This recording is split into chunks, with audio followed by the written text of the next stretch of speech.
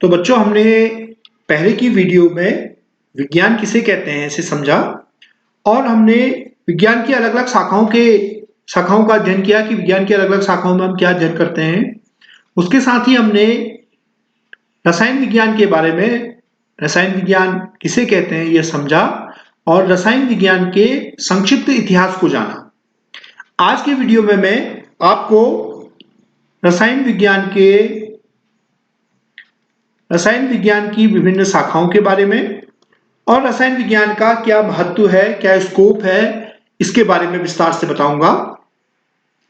तो हमने देखा था कि जो रसायन विज्ञान है इसमें हम क्या करते हैं, हम द्रव्य का अध्ययन करते हैं। बेसिकली हम क्या करते हैं, इसमें मैटर की स्टडी करते हैं। हम मैटर की संरचना की स्टडी करते हैं, द्रव्य की संरचना की स्टडी करते हैं, द्रव्य के निर्माण की स्टडी करते हैं, द्रव्य के गुणधर्मों की स्टडी करते हैं और हम इसके जो द्रव्यों के जो गुणधर्म होते हैं, द्रव्यों के अंदर जो पारस्परिक क्रियाएं होती हैं, म्यूचुअल जो रिएक्शंस होती हैं द्रव्यों के अंदर, उसकी हम चर्चा करते हैं, उसका हम अध्ययन करते हैं और हम द्रव्यों के विभिन्न उपयोगों का दैनिक जीवन में उसके बारे में हम इसमें रसायन विज्ञान में हम अध्ययन करते हैं। तो रसायन विज्ञान का जो क्षेत्र है वो काफी ब्रॉड है, बहुत विस्तृत है। तो इसलिए हमने रसायन विज्ञान के क्षेत्र को हम रसायन विज्ञान को कई शाखाओं में बांट सकते हैं। जैसे हम इसको इनऑर्गेनिक केमिस्ट्री यानी कि अकार्बनिक रसायन में हम बांट सकते हैं। दूसरी शाखा हम इसकी ऑर्गेनिक केमिस्ट्री यानी कि कार्बनिक रसायन में हम इसको बांट सकते हैं। तीसरी शाखा फिजिकल केमिस्ट्री यानी कि भौतिक रसायन में हम इसको बांट सकते हैं। इस प्रकार से हम इसकी और कई सारी शाखाएं बना सकते हैं। जैसे एक विश्लेषिक रसायन होता है, एनालिटिकल केमिस्ट्री। इसी प्रकार से हम फिर इसको बायोकेमिस्ट्री, ठीक है ना, इसका ये एक भाग हम बायोकेमिस्ट्री बना सकते हैं। जैव रसायन हम इसको कह सकते हैं हिंदी में, बायोकेमिस्ट्री। तो कहने का आशय है कि हम रसायन विज्ञान की इंडस्ट्रियल केमिस्ट्री कह सकते हैं, औद्योगिक रसायन। तो इसमें हम इन शाखाओं के बारे में थोड़ा सा अध्ययन कर लेते हैं कि जो इनऑर्गेनिक केमिस्ट्री है, हमारी अकार्बनिक जो रसायन है, इसमें हम क्या पढ़ते हैं, इसमें हम जैव पदार्थों को छोड़कर बाकी जो भी पदार्थ होते हैं, जो भी तत्व होते हैं, उनका हम इसमें अध्ययन करते हैं और उन तत्वों के यौगिकों का अध्ययन करते हैं।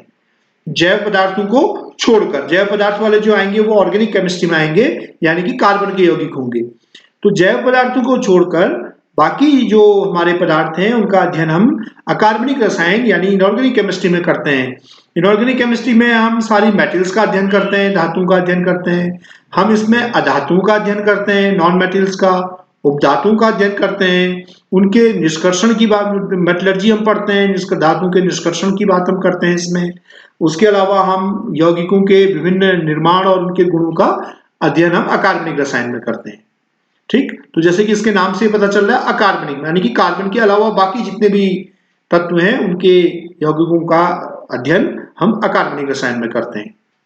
दूसरा जो ऑर्गेनिक केमिस्ट्री है, कार्बनिक रसायन, इसमें हम क्या करते हैं, चूंकि हम जानते हैं कि जो कार्बन तत्व होता है हमारा, कार्बन तत्व, उसका यह गुण होता है कि वो लंबी लंबी चेन्स बनाता है और वो उसके इसलिए बहुत अधिक यौगिक होते हैं। इसलिए हम उसके यौगिकों का अध्ययन ऑर्गेनिक केमिस्ट्री के अंदर करते हैं, यानी कि कार्बनिक रसायन के अंदर करते हैं।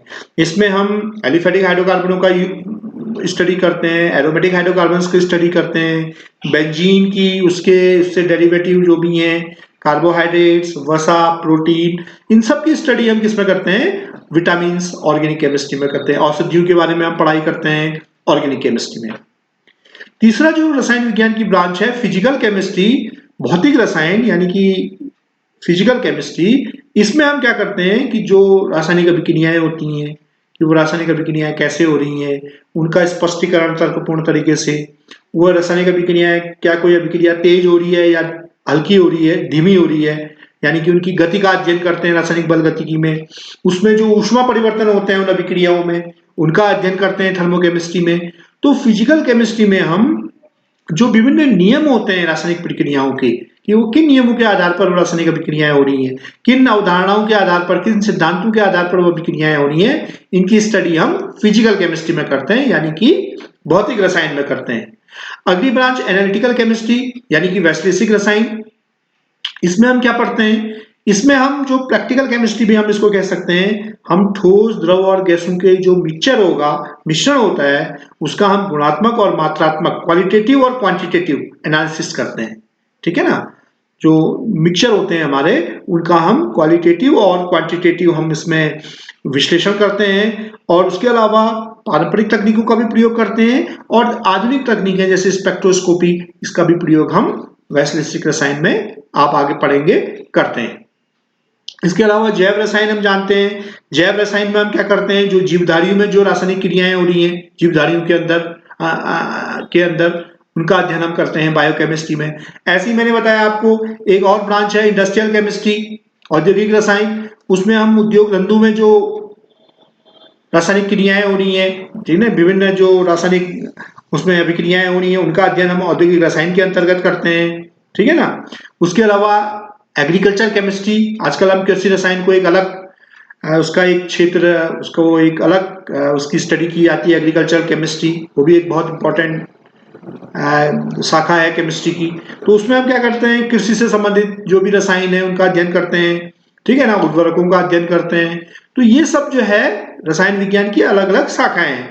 ऐसे ही औषधि रसायन भी एक अलग शाखा है ना, है तो ऑर्गेनिक केमिस्ट्री के अंतर्गत ही, लेकिन उसको हम एक मेडिसिनल केमिस्ट्री का एक अलग ब्रांच है, जिसमें हम क्या करते हैं, सारी जो औषधियां हैं, कैसे वो बनती हैं औषधियां, कैसे किस बीमारियों की रोकथाम के लिए कैसे टीके बनते हैं, इन सब का अध्ययन जो है आज हम जान रहे हैं। वैश्विक महामारी कोरोना भी आई है और उसका जो टीका इजाद हो रहा है, तो इस सब की स्टडी हम औषधि रसायन में, मेडिसिनल केमिस्ट्री में करते हैं। इसका भी टीका इजाद होगा तो ये मेडिसिनल केमिस्ट्री में इन सब की स्टडी की जाती है। इसका भी जो है बहुत अधिक क्या है, स्कोप है। अब मैं अगले आपका ध्यान आकर्षित करता हूं रसायन विज्ञान के स्कोप की ओर। स्कोप और इंपॉर्टेंस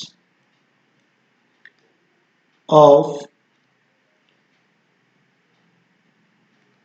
केमिस्ट्री। तो हमने अभी रसायन विज्ञान की विभिन्न शाखाओं के बारे में पढ़ा। अब मैं आपको इसके स्कोप के बारे में, यानी कि इसका क्या महत्व है या इसकी क्या, हम इसका अध्ययन का क्या महत्व है, इसके बारे में हम पढ़ते हैं। तो रसायन विज्ञान का जो क्षेत्र है वो असीमित है। इसका जो क्षेत्र है वो क्या है, असीमित है, अनलिमिटेड है इसका क्षेत्र। इसका जो क्षेत्र है वो असीमित है, यानी कि इसका क्षेत्र इतना विस्तृत है, जीवन के प्रत्येक क्षेत्र में इसका उपयोग है। ठीक है ना। तो आदिकाल से ही जो है मानव इसका प्रयोग करते आ रहा है रसायन विज्ञान का विभिन्न उसके क्षेत्रों में। और एक और इससे स्पेशल बात है कि रसायन विज्ञान ने मानव के कल्याण के लिए जितना विज्ञान की किसी भी अन्य शाखा ने इतना कार्य नहीं किया है जितना कार्य रसायन विज्ञान ने किया है। कैसे, हम आगे समझेंगे। तो हम चारों ओर जो देख रहे हैं और जो भी वस्तुएं हम अधिकांश प्रयोग करते हैं, उनका क्षेत्र कहीं ना कहीं रसायन विज्ञान का हम स्टडी जो है रसायन विज्ञान के अंतर्गत करते हैं। आप देखिए, जब आप सुबह उठते हैं तो सुबह उठ के जैसे आप ब्रश करते हैं, ठीक है ना, तो ब्रश में जो आप पेस्ट यूज करते हैं वो पेस्ट का जो है स्टडी हम रसायन विज्ञान के अंदर करते हैं।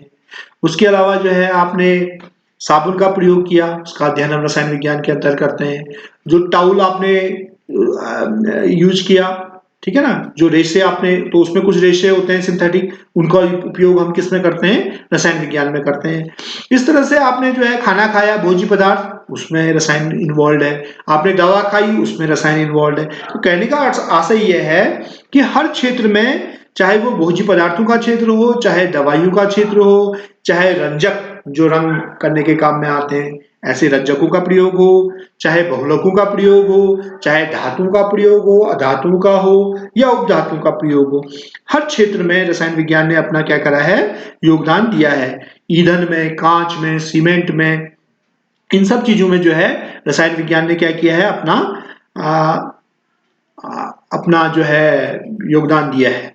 ठीक है ना। इसका एक न्यूक्लियर केमिस्ट्री एक हमारा बहुत, ये नाभिकीय रसायन एक हमारा फील्ड है रसायन विज्ञान के अंतर्गत ही। उसमें हम नाभिकीय रसायन में जो विभिन्न अभिक्रियाएं हो रही हैं सूर्य के अंतर्गत, ठीक है ना, और जो भी हमारे ये जो न्यूक्लियर बॉम्ब्स वगैरह हैं, इनको भी जो है, इनका भी अध्ययन जो है हम किसी न किसी रूप में रसायन विज्ञान के अंतर्गत ही करते हैं, ठीक है ना। तो ये कहने का अर्थ ये है कि रसायन विज्ञान का जो क्षेत्र है वो काफी विस्तृत है और बिना इसके हम एक सुखद जीवन की कल्पना नहीं कर सकते। मेडिसिन आप जानते हैं, आजकल बिना मेडिसिन के जीवन की कल्पना करना कल्पना नहीं की जा सकती है, ठीक है ना।